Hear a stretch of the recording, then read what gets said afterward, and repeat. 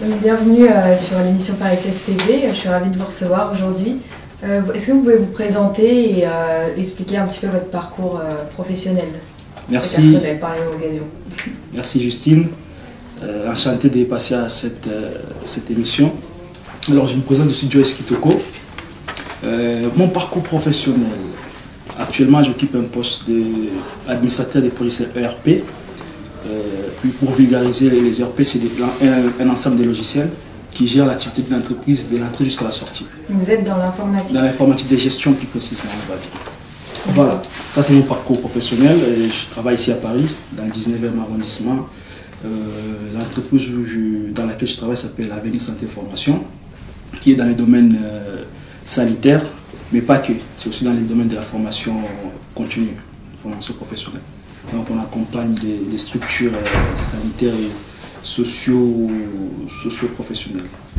Et est-ce que vous avez toujours voulu exercer ce métier-là en particulier, ou c'est des circonstances qui ont fait que vous vous êtes retrouvé aujourd'hui à faire le métier que vous faites? Bonne question. En fait, j'ai toujours exercé ces métiers-là. Je suis à Paris depuis ça va faire 1 an. J'ai travaillé dans les mêmes domaines, dans les ERP. Cette fois-ci, c'était dans le sud, vers Toulouse, à Fija Cairo, qui est une sous-traitance, qui fait de la sous-traitance plutôt dans l'aéronautique, c'est-à-dire pour Airbus, Boeing, tout ça. Donc je suis resté dans le même domaine, il n'y a que le secteur qui a évolué. Donc en fait, c'est ma formation de prédilection. Depuis que j'ai commencé à travailler, j'ai toujours travaillé dans le même domaine. Et du coup, quel type d'études vous avez fait pour faire ce métier? Super, je vais d'ailleurs rebondir. J'ai un master en système d'information que j'ai fait à l'université de Bordeaux, à l'IAE de Bordeaux. C'était en deux étapes. La maîtrise, je l'ai faite à l'université de Pau, à l'IAE de Pau. Ensuite, j'ai fait mon master à l'université de Bordeaux en alternance au sein du groupe La Poste. Et c'est ce qui m'a permis de déployer un projet de taille quand même à La Poste, où je devais faire la refonte des ERP, des logiciels qui géraient la structure où j'ai travaillé. Ouais. Ensuite, j'ai intégré Fija Cairo. Donc, j'ai un master en système d'information et production, j'ai une licence en informatique industrielle et un BTS en maintenance des équipements informatiques. Voilà. D'accord. Et quels sont les projets aujourd'hui futurs qui vous tiennent à cœur? Alors, les projets professionnels ou personnels, on va dire? S'il y a un lien entre les deux, souvent les projets professionnels, ils nous tiennent à cœur personnellement aussi, donc ce que vous voulez. D'accord. En fait, moi, ce qui m'intéresse maintenant, je pense que pour ma formation personnelle et mon évolution personnelle, j'ai presque atteint ce que j'avais visé, on va dire, mais les projets que j'avais dans les 10 précédentes années, je les ai atteints. Maintenant, je pense aux autres. Enfin, je pense à autrui, à l'autre qui est en face de moi. Je pense que l'expérience que j'ai acquis depuis que je travaille, depuis que j'étais étudiant, depuis que j'ai fait des stages. Ça fait combien de temps que vous travaillez, juste pour que on se situe à peu près?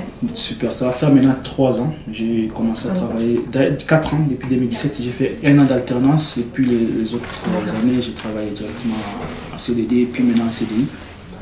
Donc je pense que je dois mettre ça mettre à profit mon expérience pour faire bénéficier les jeunes qui sortent des études, les jeunes qui cherchent des stages. Dans les médias, je dirais tout de suite, c'est ici en France où je suis à l'heure actuelle, c'est aider la jeunesse qui cherche de l'alternance, qui veut de l'accompagnement. Et plus loin, j'envisage déployer des projets dans ce cadre-là, dans les projets des ERP, cette fois-ci en Afrique. Parce que je pense que l'Afrique a aussi besoin de dématérialiser l'activité socio-économique. Aujourd'hui en France, moi je suis à plus de 50% en télétravail, parce que tous nos outils, tous les logiciels qu'on utilise, tout ce qu'on met en place est dématérialisé. Et je pense qu'on gagnerait beaucoup de temps en Afrique à dématérialiser l'activité professionnelle, l'activité économique, tant qu'on peut, hein, parce qu'il y a des secteurs où on ne pourra peut-être pas tout de suite dématérialiser, mais je vise la dématérialisation des activités en Afrique dans tous les domaines, dans tous les secteurs. J'ai dû plutôt cibler des secteurs, mais je pense que c'est possible presque à 80% dans tous les secteurs de dématérialiser les activités et de donner accès, parce qu'aujourd'hui, Internet est arrivé en Afrique, il n'y a plus de secret, par exemple. Je prends l'Afrique parce que je suis du Congo-Kinshasa. La charité bien ordonnée commence par soi-même. Je pense qu'aujourd'hui, l'accès à Internet, l'accès aux nouvelles technologies a été vulgarisé en Afrique. Et les gens, ils sont plus, entre guillemets, c'est pas l'expression que je devais utiliser, mais incultes technologiquement. Ils savent utiliser l'outil, ils savent aller sur Internet, ils savent manier les applications. D'ailleurs, parfois, ils manient les applications mieux que nous qui sommes en Occident. Ils sont à la pointe de la technologie aujourd'hui. Donc je pense qu'on peut faire la dématérialisation plutôt, peut bien suivre. D'accord, donc voilà. Ça va être dans un projet plus futur. Plus futur. Ouais. Exactement, plus futur. Dans l'immédiat, moi je mets à disposition mon expérience et mon temps quand je le peux, au profit de ceux qui veulent être aidés et épaulés. D'ailleurs, c'est pour ça que je suis invité, parce que j'ai parlé plus tard de l'association que je coordonne. Donc je pense que je me mets à la disposition de ceux qui sont le plus nécessités dans le domaine professionnel, qui débutent. Je pense à la jeunesse. Donc bien sûr. voilà. Et justement, par rapport à la jeunesse, si vous aviez des conseils, quelque chose à dire pour les jeunes par rapport à votre parcours, quelque chose que vous avez appris et qui selon vous a été déterminant et formateur pour vous, et qui donc eux peut les aider dans leur parcours personnel et professionnel. Très bonne question. Je pense que la première des choses, c'est la confiance en soi. Il faut croire en ce qu'on veut. Moi, j'ai un parcours, je dirais, atypique. Je suis parti du Congo, j'étais boursier. Je suis allé en Algérie, j'ai fait mes études en Algérie. C'était pas simple, mais je savais ce que je voulais. Et jusqu'à aujourd'hui, je pense que c'est ça qui est le carburant, qui est les moteurs de ce que j'ai fait autour de moi. Je sais ce que je veux. Après, je ne dirais pas qu'on s'embourbe, on peut se perdre. Il peut arriver des moments où on se pose des questions, on se demande est-ce qu'on va y arriver par rapport aux objectifs qu'on s'est fixés. Et en face, il y a de la réalité. Je prends un exemple. Il y a un an, j'étais dans les domaines aéronautiques, la crise est arrivée, et ainsi de suite. Maintenant, je suis dans les domaines sanitaires, même si je garde les mêmes profils, c'est-à-dire dans les ERP, mais les choses évoluent. Vu que je sais ce que je veux, j'ai ciblé ce que je voulais et j'ai gardé la même ligne. Ça, c'est un. Et deuxièmement, je dirais qu'il faut mettre le sérieux dans tout ce qu'on fait. Parce que les sérieux, moi, je suis dans le domaine technique. La science, la technique, en réalité, on finit par apprendre. Quoi qu'on fasse, les temps qu'on va mettre, on finit toujours par comprendre comment ça passe. Rigueur. Voilà. Par contre, c'est l'expression, la rigueur qu'on met est déterminante. C'est ça qui fait qu'on finisse par réussir dans ce qu'on fait.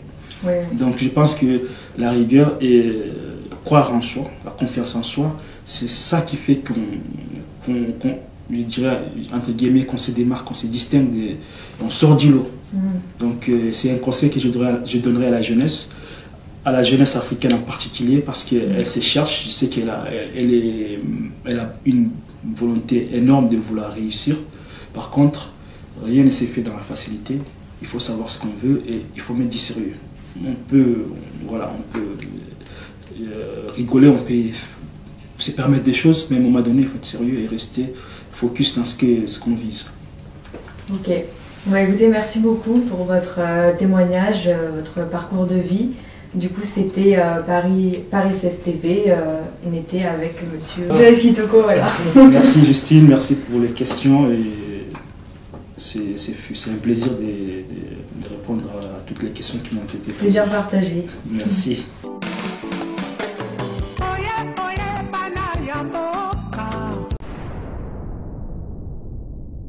Il s'appelle Joyce Kitoko. C'est la deuxième partie de notre émission.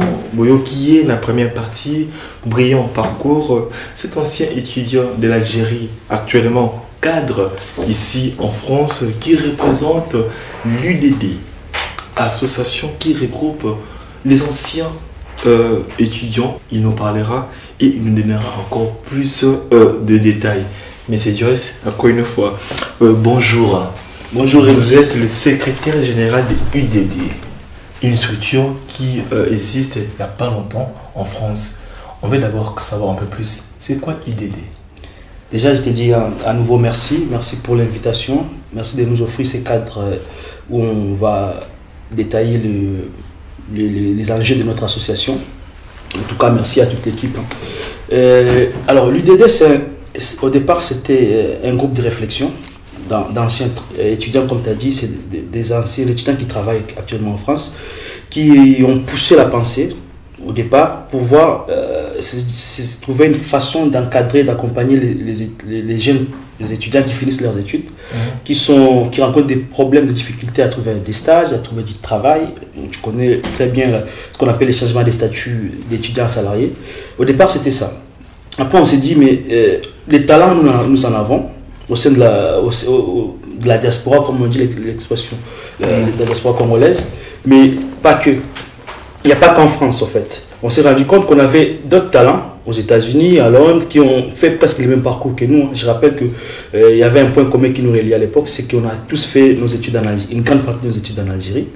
À ce moment-là, on s'est dit, on va mettre en place une structure qui va accompagner les projets des jeunes étudiants qui sortent de l'école, qui sortent de la fac, ou même qui sont encore étudiants et qui cherchent des stages, des éléments comme ça. Et nous, ayant de l'expérience, occupant des postes plutôt des cadres dans les entreprises ici en France, et il y a de l'expérience, nous savons par où on est passé pour pouvoir arriver où on est, et on peut servir de modèle et d'exemple pour accompagner ces gens. Donc c'est parti de cela. Ensuite, nous avons mis en place une association proprement dite et reconnue par l'État français, qui s'appelle l'association des incubateurs des projets. Félicitations. Voilà. Qui est pas, en fait, les noms UDD, c'est les noms qu'on a vulgarisés parce qu'on s'est dit que nous sommes une unité dans la diversité, dans la diversité en termes professionnels, diversité d'expérience. Dans l'association qu'on a mise en place, il y a des gens qui sont forts en informatique, qui sont calés en mathématiques. Donc c'est dans ce sens-là. Sinon, les noms officiels reconnus par l'État français, c'est Association d'incubateurs des projets. Voilà, donc c'est ça l'UDD. Quand on dit UDD, c'est l'Union de la diversité, mais officiellement, c'est Association d'incubateurs des projets.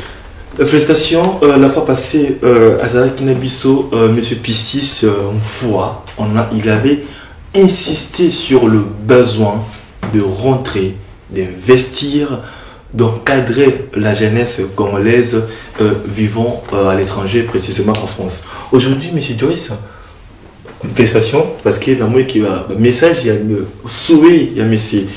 Pistis, une fois reçu la fois passée, et ça vraiment, et sont vraiment forme.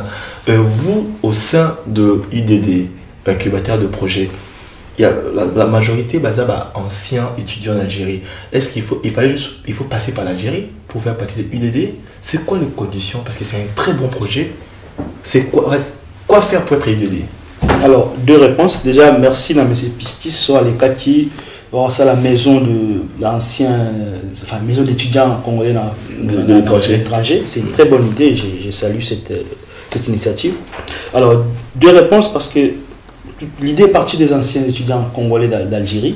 En tout cas, on s'est retrouvé dans des circonstances qui ont fait qu'on se retrouve pour qu'on crée cette association. Mais après, il ne faut pas forcément être que ancien étudiant congolais d'Algérie pour pouvoir adhérer à l'association et soumettre son projet qu'on va accompagner. En fait, c'est vrai qu'il faut adhérer à l'association, qu'on soit congolais d'Algérie ou pas, on peut adhérer à l'association. Nous, ce qui nous intéresse, c'est les projets que la personne nous ramène en face.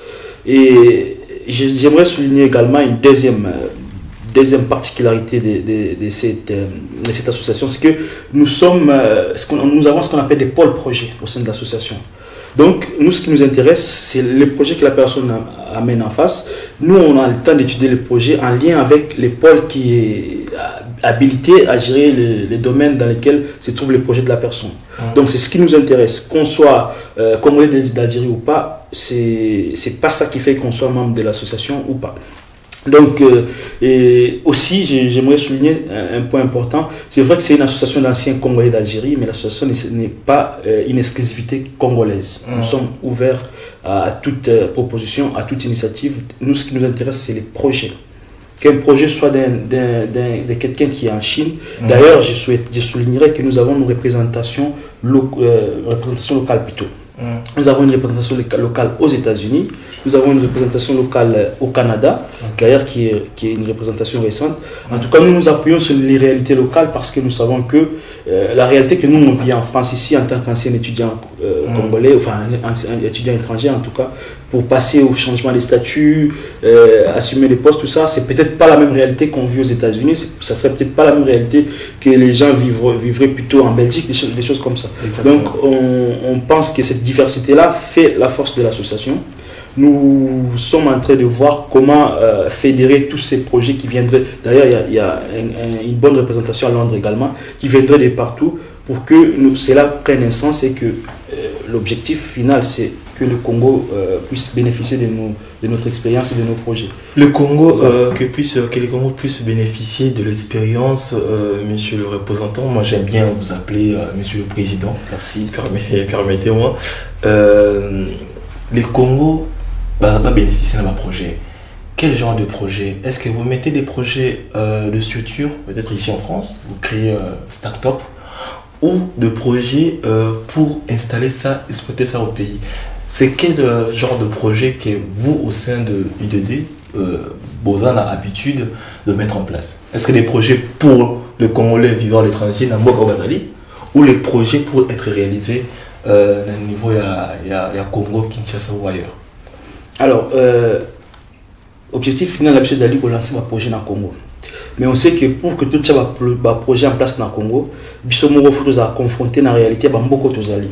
C'est pour ça on a écrit, je crois que dans le présentation on a Justine dans la première partie, tout comme un projet tout lancé, tout ça en place depuis ici en France.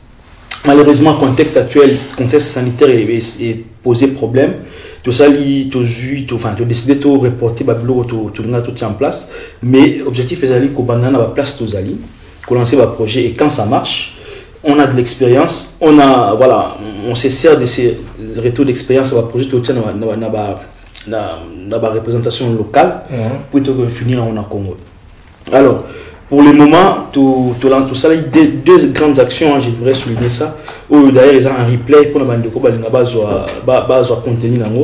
Premièrement, tout ça qui est en place, tout lancer un webinaire, comment auto-entreprendre ici déjà en France, on a cette place parce que la logique, on va dire, la tradition voudrait que ça aussi ici la place en France. Faut comme ça là l'entreprise moko changer statut alors que qui peut relancer dans l'auto-entrepreneuriat, c'est lancer dans l'auto-entrepreneuriat c'est qu'il faut comment on réussit c'est ça la grande question, monsieur le président, parce que beaucoup de gens c'est plus facile de signer un CDI, de cotiser contrat dans la préfecture, on te fait le changement de statut, tu es payé chaque fin du mois et là ça passe. Mais il y a un discours révolutionnaire, c'est-à-dire qu'on peut faire plus que ça.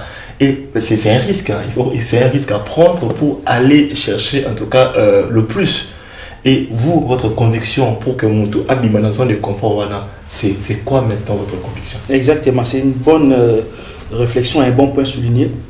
Monsieur Toyebi, pour avoir évolué ici en France, tu as vu que le processus de changement de statut est compliqué. Déjà, pour jouer CDI, c'est pas facile. Du coup, tu as vu que on est ça là que la difficulté au récit qu'on passe à l'étape tu as identifié puisqu'on est passé par là. Après, tu as la barrière dans l'entrée, il y a monde de création d'entreprise, ils allaient trouver une bonne structure où ils vont accompagner Moutou pour se lancer dans l'auto-entrepreneuriat, à créer une entreprise de paix et réussir. Du coup, tout ça qui, le webinaire dont j'ai parlé avant qu'on ait la parole, tout ça qui est webinaire avec des jeunes, notamment un jeune auto-entrepreneur en France, à Marseille, qui s'appelle Cédric Atangana, que je salue également. Avec son entreprise Wika Shop. Voilà, qui a mis en place un système de paiement électronique en Afrique qui est pas gagné en Afrique, parce que le système bancaire c'est pas aussi acide qu'ici en Occident. Il fait ce challenge, c'était un challenge qu'il a réussi au Cameroun, maintenant au Kenya, et ainsi de suite. Donc ces messieurs-là, il nous a expliqué, en tout cas orienté dans sa démarche. Et les choses qu'il a exposées, je n'aimerais pas les reprendre ici, c'est disponible dans les replays, si les gens souhaitent, on les mettra à disposition. C'est des organismes, des structures ici en France qu'on peut en tout cas aborder pour pouvoir être orienté dans la mise en place des projets.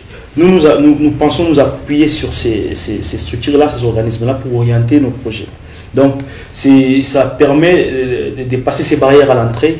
Comme tu disais, c'est pas des tout repos, de se lancer dans un projet tout en sachant que si ça marche pas, on peut avoir on peut être dans des difficultés ici, dans le pays où on évolue. Donc, nous pensons que cet atout-là est important à mettre de l'avant pour encourager l'auto-entrepreneuriat, pour encourager l'initiative de se lancer dans son propre compte et puis pouvoir aider. Parce que aujourd'hui, un jeune étudiant étranger qui crée une entreprise ici, il connaît les difficultés des étrangers. Il ne va pas hésiter à recruter un stagiaire. Il ne va pas hésiter à donner un CDI ou un CDD à quelqu'un qui sort de la fac ici en France, qui est issu de l'immigration. En tout cas, nous pensons que ça ouvre la porte et ça permet à vulgariser le monde du travail pour surtout les Congolais au départ, mais en tout cas pour les étrangers ici en France. Exactement. Les Congolais de l'avenir, je suis convaincu, ça fait quand même plusieurs semaines que je reçois des Congolais qui défendent notre drapeau. Je peux vous garantir que le Congo, il a vraiment de l'avenir. Croyons fort. On a une jeunesse compétente ici en France qui font de leur possible pour promouvoir le Congo autrement.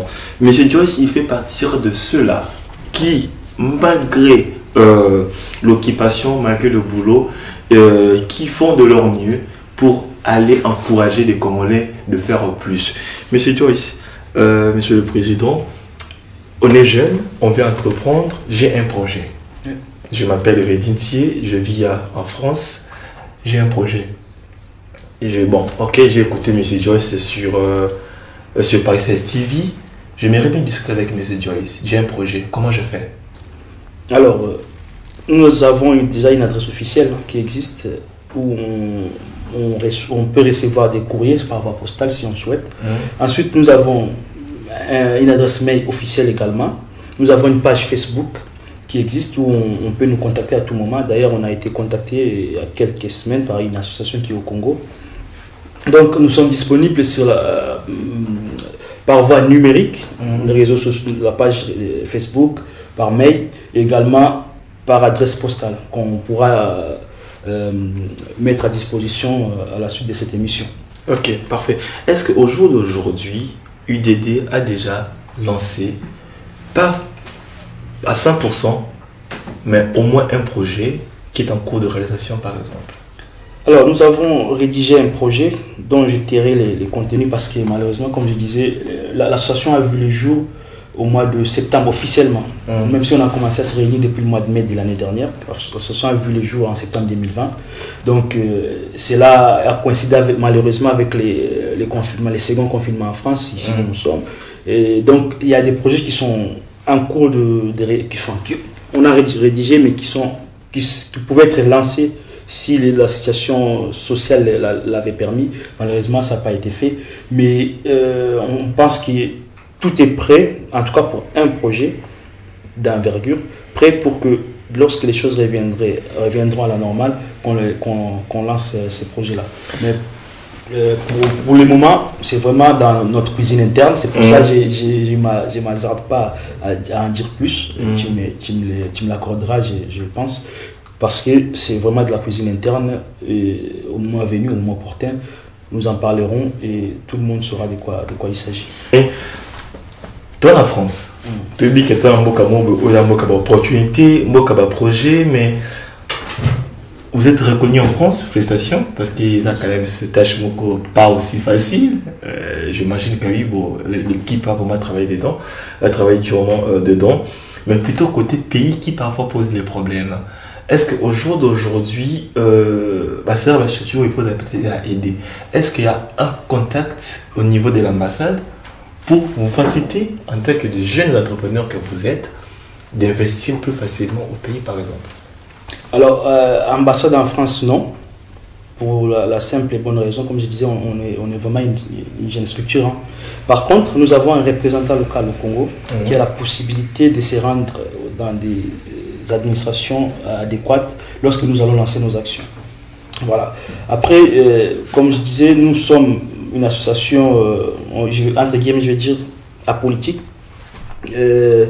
Moi, je suis un coordonnateur de l'association, on travaille avec une équipe, mais moi, dans ma vision, Je pense que le Congolais actuel a beaucoup parlé politique. Dans nos sociétés, partout où on va, sur les réseaux sociaux, même dans Nganda, à Paris, Massolé, a la politique. Cette façon de voir les choses nous a un peu reculé. Pourquoi je dis ça? Aujourd'hui, si on a un exemple à pays, moi c'est un pays que je prends pour modèle dans le monde, c'est Israël. Les Israéliens de l'époque, dans les années 40-45, après la Seconde Guerre mondiale, il a compris qu'il était, je dirais entre guillemets, marginalisé partout. Il s'est dit, de toute façon, personne ne veut de moi dans le monde, pour des raisons politiques que je ne rentrerai pas et que je n'aborderai pas. Voilà.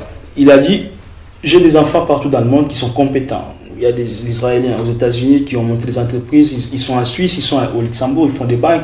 Qu'est-ce qu'ils ont fait? Ils ont dit, rentrons chez nous. On ne va pas pour faire de la politique, on va pour investir, on va pour faire de la science. Les ingénieurs sont rentrés, des artisans sont rentrés, des artistes sont rentrés. En tout cas, tout Israélien qui a écouté ces messages-là est rentré en Israël. Aujourd'hui, le résultat est en place. Ces gens-là qui font qu'Israël soit fort militairement, socialement, tout ça, ils ne sont pas des politiques. Ils ne font pas de la politique, ils font de la science. Après, c'est vrai que la politique peut accompagner la science, la technologie, mais je pense que nous qui avons appris, parce que l'expression que j'avais employée la fois dernière, c'est que ne demande pas ce que ton pays pourra faire pour toi, mais demande-toi plutôt ce que toi tu peux faire pour ton pays. Et ça c'est important, je pense que la jeunesse congolaise a besoin de cette vision-là pour se lancer aujourd'hui. On s'est appuyé tout le temps sur nos ambassades, sur nos politiques, nos ministères, nos trucs, et à la fin on a compris qu'on tourne à rond. C'est des slogans, c'est les 5 chantiers, c'est la révolution de la modernité, ça n'a rien apporté. Donc, en tout cas, on a été dans le M. Joyce, on a une vision comme M. Pistis la fois passée. Comme M. Joyce a la conviction qu'il faut réunir les compétences congolaises, tout ça, le roi Israël. On a fait 500 000 matins à monter, mais on a fait une vision. En tout cas, on a partagé la vision. Monsieur l'ambassadeur, en tout cas l'actuel ambassadeur, on a eu chance sur Koutanete. On a pu proposer bureau de la jeunesse congolaise de France. En tout cas, c'est Koyoka Bato Union sur le comprend qui a vu pour moi, vision dans le bureau. On va mettre un bureau au niveau de l'ambassade. Ce bureau, il aura pour objectif de travailler que sur la jeunesse congolaise de France. Dans ce bureau, il y aura un ancien étudiant congolais ou on va recruter comme fonctionnaire de l'État au sein de ce bureau. Le bureau il aura pour objectif de recenser les compétences congolaises de France, de recenser les jeunes nationalités congolaises vivant en France, de créer une base de données de la jeunesse congolaise de France. Pourquoi? Pour faire comme Joyce et pour éviter ce qui s'est passé récemment avec M. Jamel. Pourquoi on est allé chercher ce monsieur? Parce que ou soit il fallait qu'il y a plus, ou soit ça manquait de la compétence. Alors que oui, en réalité, ce n'est pas les compétences qui manquent. En France, on a des jeunes qui sont compétents, mais qui ne sont pas connus. Je connais des jeunes comme de Christian Tikala, un cadre à l'aéroport Roissy qui fait de l'automatisation. Personne, le Congo n'est pas au courant de ce genre de compétences. Je connais des jeunes comme de Joël Ilunga, cadre dans une grande entreprise, informaticien, programmation web. Le Congo n'est pas au courant de ce genre de compétences. Monsieur l'ambassadeur, de réfléchir ensemble sur ce projet. Bureau de la jeunesse congolaise à niveau ambassade. De poser ma candidature, mais il faut qu'il y ait une structure et que ça la spécialisée de travailler que pour le jeune Congolais de France. Parce que d'ailleurs, tout le monde a un niveau d'ambassade en France, partout dans le monde, il y a une cellule qui s'occupe par quatre entrepreneurs français sur le territoire. Pourquoi pas nous? Pourquoi pas des structures dans quatre ambassades qui est de bureaux où ils apprennent à entrepreneurs, où ils apprennent à la jeunesse et permettre bientôt de la structurer. M. Joyce, merci beaucoup pour l'inspiration. J'espère que le message est là capté, mais on est au-delà.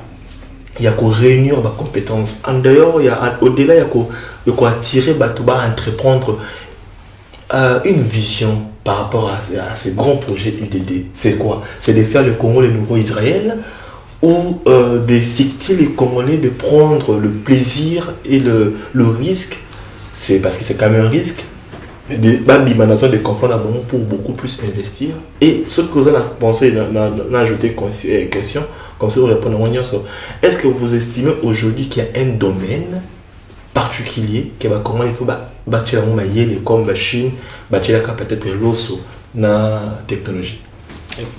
Alors l'idée, merci pour c'est une très bonne question. L'idée motrice, c'est de fédérer les compétences, comme je le disais tantôt. Les compétences, il y en a, les compétences congolaises. C'est pour ça, moi, parfois, quand on parle du Congo, on voit que la musique, moi, parfois, ça me désole. J'aime bien la musique. Hein. Je suis vraiment fan de la musique congolaise. C'est un talent que Dieu nous a donné. D'ailleurs, on n'a plus rien à prouver dans la musique. Exactement. Donc, quand on parle de Congolais, on voit que c'est alors qu'il y a des talents congolais dans le monde. Dans toutes les technologies qu'on peut voir actuellement, on est parfois étonné d'aller à la NASA. Moi, j'ai vu, il y a une Congolaise qui doit s'appeler Ilunga. En tout cas, c'est quelqu'un. Une Congolaise qui allait faire des études aux États-Unis plutôt, qui aujourd'hui travaille avec des ingénieurs de la NASA. Donc, dans tous les domaines, il y a de la compétence. Mais il faut savoir fédérer ces compétences-là et c'est servir de cette fédération des compétences pour les besoins du pays. Donc, pour répondre à cette question-là, ça c'est l'idée maîtresse, c'est l'idée globale que nous avons, c'est l'objectif. Ensuite, par rapport à ta seconde question, moi je pense d'ailleurs, quand vous avez reçu M. Pistis, il a dit on doit être fier d'être Congolais. C'est pas simplement parce qu'on est Congolais qu'on dit qu'on est fier. Non, nous avons un pays qui a du potentiel. On doit être fier d'être Congolais et à travers ces actions-là, la façon de faire que nous mettons en place, on sortira un autre côté du Congolais au-delà de la musique, de la culture. Parce qu'aujourd'hui, on dit que le Congo, c'est un pays pauvre. Tout le monde sait que c'est une aberration. Peut-être pauvre, le problème du Congo, c'est le social. On est pauvre socialement et c'est tout. Sinon, potentiellement, on a des richesses, un sous-sol qui est hyper riche. Nous avons des intellectuels, les ressources humaines nécessaires et adéquates pour pouvoir faire de grandes choses au pays. Malheureusement, étant donné que les sociales n'existaient pas, l'enseignement, c'est un souci. Les universités, on sait comment ça se passe pour avoir les diplômes. Tout cela fait que les gens ne mangent pas aussi à leur faim. Tout cela fait que socialement, les pays n'existaient pas. Nous sommes pauvres socialement. Alors, qu'est-ce qu'on peut faire? C'est de mettre en place des projets qui vont hausser les niveaux sociaux. C'est-à-dire que les gens arrivent à manger à leur faim, que leurs enfants aillent à l'école et que leurs enfants et leurs femmes se fassent soigner gratuitement. Ça, c'est du social. Je pense qu'avec un peu de mobilisation, un peu de réflexion, un peu d'ingéniosité des uns et des autres, on peut réussir à rehausser ces niveaux sociaux. Par contre, en ce qui concerne les projets à mettre en place, comme tu me l'as demandé, moi je pense qu'on ne doit pas chercher loin. Moi je prends un exemple juste pour finir, parce que moi je pense que ce que nous on fait en tant qu'association, on fait ce qu'on appelle la part du colibri. C'est-à-dire, c'est une petite histoire, je vais prendre une minute pour raconter. Il y avait incendie dans la forêt, c'est une anecdote, comme on dit. Incendie dans la forêt, tous les animaux cherchaient à éteindre le feu. Le colibri, c'est un oiseau. Il a son petit, comment on dit, le bec, pour faire quelque chose. Il prenait de l'eau. À chaque fois, il allait verser dans l'incendie pour que ça éteigne l'incendie. Et au moment donné, dans la forêt, les animaux plutôt étaient énervés. Ils se disaient, mais attends, tout ce que tu fais là, tu sais bien que ça n'apportera rien. Il leur a dit, l'oiseau dit, moi j'ai fait ma part des choses, c'est tout ce que je peux faire. Donc je ne peux pas faire plus. Si l'éléphant avec sa taille peut prendre plus de quantité d'eau pour aller verser dans l'incendie, ça serait intéressant, mais moi j'ai fait ce que je pouvais faire. Donc je pense qu'on doit maintenant réfléchir comme ça en tant que Congolais. Et en termes de projets, j'allais dire, on ne cherche pas loin. Je prends un exemple. Aujourd'hui au Congo, nous quand on vit à l'étranger, on ne se rend pas compte, mais aujourd'hui ils ont accès à la technologie, à la nouvelle technologie. Internet n'est plus un secret. Les mégas, ils savent aller sur les réseaux sociaux, sur les sites, mais c'est dommage que lorsque toi et moi on veut un document à l'ambassade du Congo, non, disons au ministère des Affaires étrangères, on va passer des jours et des jours pour avoir ce document-là. Et puis quand on l'aura, il faut qu'on nous les donne à la main. Et puis nous, on va essayer de gérer. Alors qu'on peut dématérialiser toutes ces choses-là au Congo. On peut faciliter cette dématérialisation.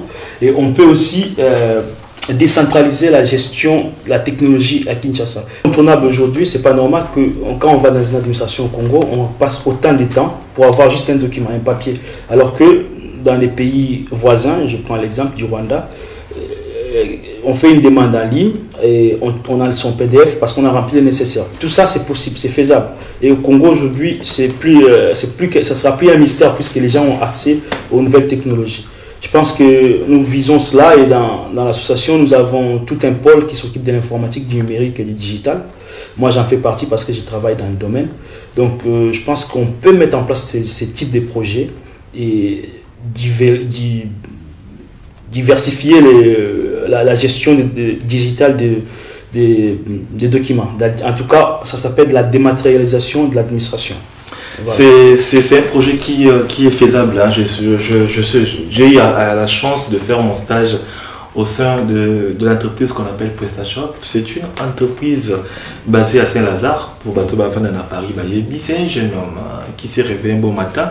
Il a décidé de lancer son site e-commerce. Aujourd'hui, c'est le premier site e-commerce en Europe. L'informatique, comme souligne Happy Association, et le pétrole du 21e siècle. On peut faire beaucoup avec le numérique. Donc, c'était félicitations.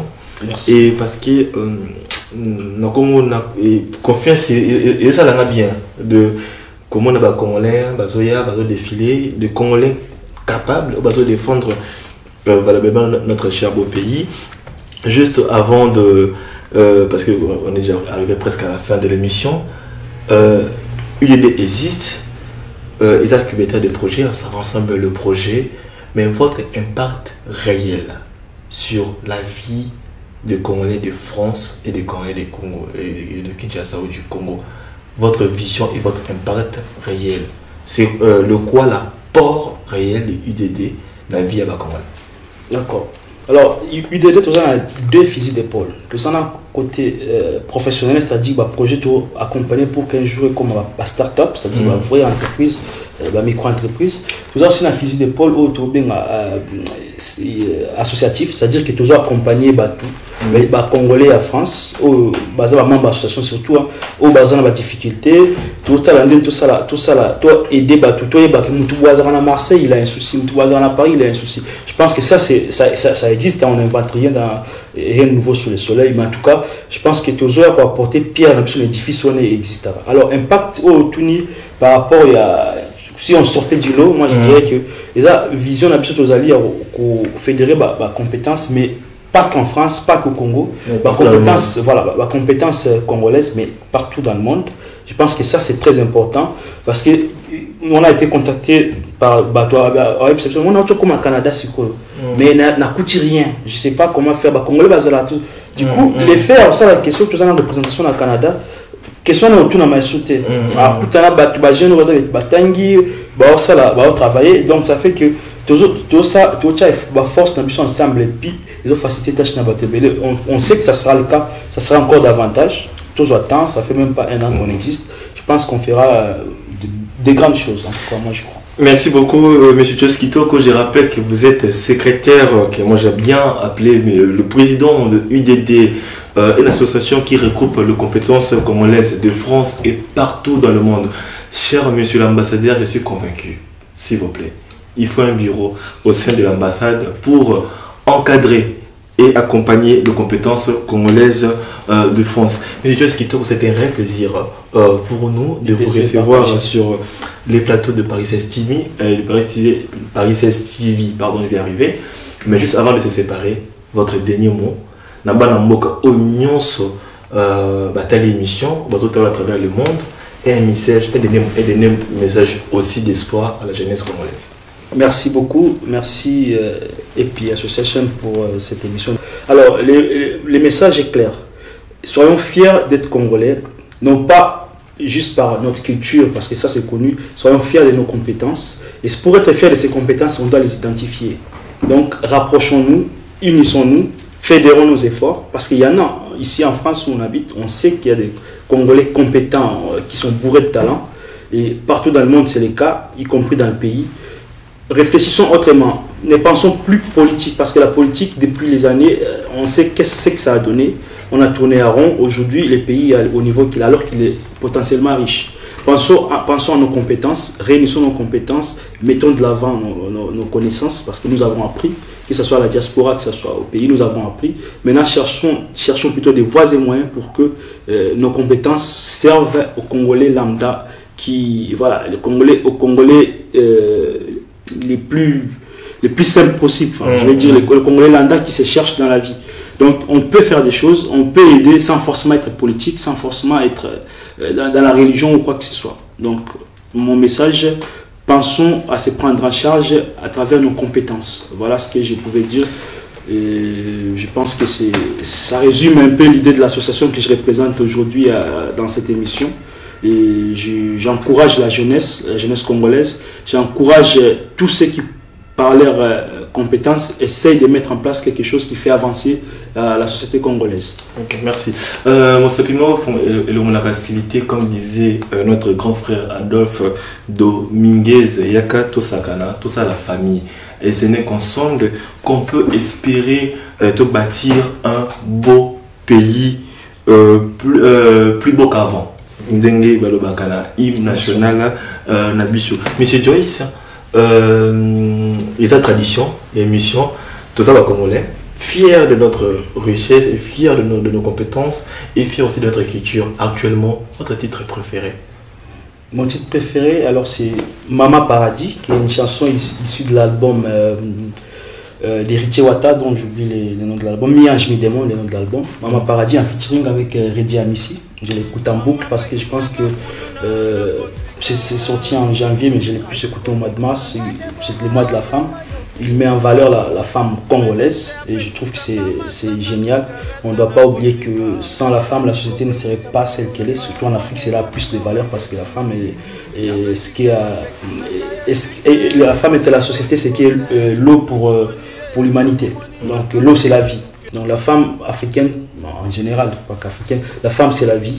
Elle donne la vie, elle l'accompagne jusqu'à ce que l'enfant soit fort, qui se débrouille de ses propres capacités. En tout cas, je pense que cette chanson-là m'a beaucoup inspiré. Je rends hommage l'artiste a rendu hommage à la femme congolaise, moi je rends hommage à la femme à travers cette chanson. Merci, bien dit. Maman Paradis, Héritier Watanabe, merci beaucoup. J'imagine, il y a ici une maman, quelques dédicaces, s'il vous plaît. Exactement, j'ai fait des dédicaces à ma copine qui m'a accompagné d'ailleurs ici à Paris pour le tournage de l'émission. J'ai dédicace à toute ma famille, à mes parents, mon père qui est au Congo et ma mère, à mes frères, j'ai 2 frères en Algérie, Adam et Jude, salut. À mon petit frère Francis qui est en Russie, qui est au Congo actuellement, mais qui vit en Russie. Je vous salue et je salue tout le monde. Je vous encourage pour l'émission. Et puis l'association mairie du 16e arrondissement de Paris, dont toi tu es le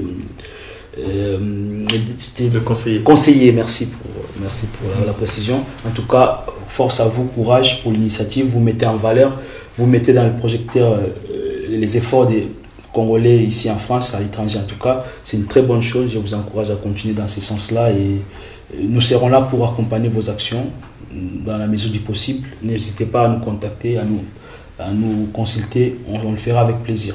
Le plaisir était aussi pour nous, Monsieur Joyce Kitoko, le représentant secrétaire général que moi j'appelle affectueusement Monsieur le Président, qui est venu aujourd'hui nous parler de UDD, de son projet, de ses projets et de leur vision à long ou à court terme. La République démocratique du Congo. On ne peut pas se séparer comme ça sans pourtant pour moi de remercier aussi cette grande équipe qui accompagne cette émission depuis le début. Je vois directement celui qu'on appelle Monsieur Freddy Ngabol, ingénieur, et la poétesse Célina Dior, surtout les communautés congolaises de France. Monsieur Joyce, merci beaucoup. Merci. Et je pense que oui, c'est pour la toute première fois, mais pas pour la dernière. Certainement. Voilà. À très bientôt. Que la peur quitte nos esprits. Comme dit mon frère Kissambo Sembe, et que Dieu bénisse la République démocratique du Congo. À la prochaine. Merci.